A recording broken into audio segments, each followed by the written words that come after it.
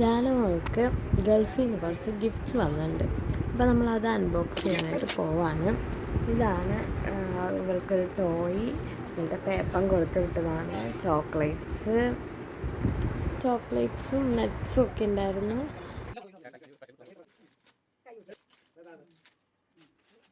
ശരിക്കും പറഞ്ഞാൽ ഇതാണ് ഗിഫ്റ്റ്.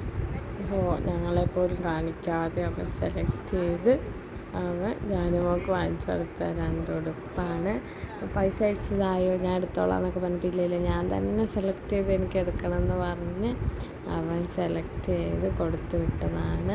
അത് ഞങ്ങൾക്ക് ഭയങ്കരമായിട്ട് ഇഷ്ടമായി.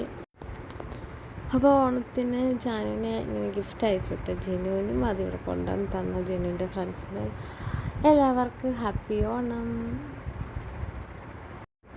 അപ്പോൾ ഗിഫ്റ്റൊക്കെ എനിക്ക് ഒത്തിരി ഇഷ്ടപ്പെട്ടു. പത്രമുള്ളൂ. ടാറ്റാ.